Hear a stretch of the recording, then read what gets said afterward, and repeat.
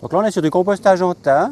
Donc cette technique est utilisée par tout le monde là dans le temps. On n'avait pas de bac à compost, on mettait ça dans une fosse, un tas comme ça, qui est utile pour tout ce qui est gros volume. Et au fur et à mesure qu'on a du volume, des déchets, on les apporte, on les pose en bout. Hein, on ne fait pas un tas bas qu'on étale partout, puis on met les déchets par-dessus et puis on monte le tas. Pour la raison suivante, c'est que si on fait juste un tas, on accumule comme ça tout en longueur, puis on remet par-dessus, à un moment donné, on va avoir du produit mûr qui va se trouver dessous, il faut aller chercher dessous.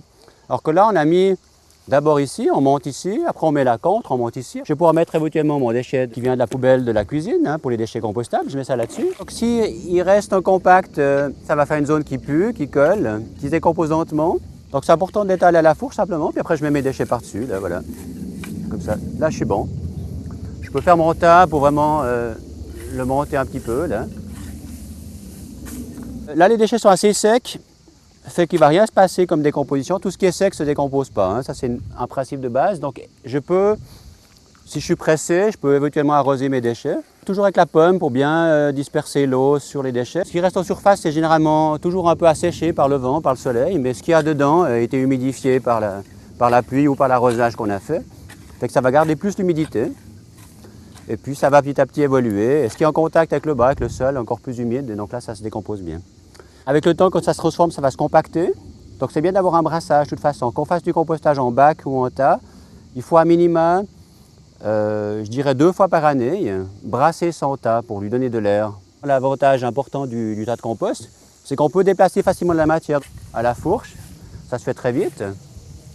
Voilà. S'il y a des choses qui sont un peu compactées, qui sont en motte, je les défais.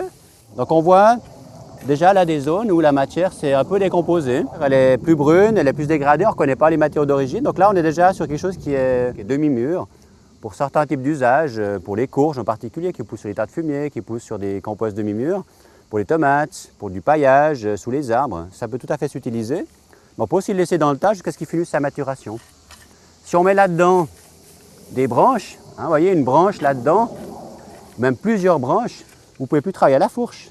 Hein, si vous avez des branches là-dedans, vous plantez là-dedans, puis ça ne sève pas. Donc c'est important que les déchets longs comme des branches, soit on les passe au broyeur, si c'est des grosses sections. On peut aussi les garder pour le feu. Hein, tout ce qui est au-dessus de 2-3 cm pour le feu, c'est très bien. Puis ce qui est plus petit, il y a aussi la technique, la tondeuse à gazon. Gazon, feuilles, branchage broyé, déchets de culture, plantes ornementales, taille de rosier.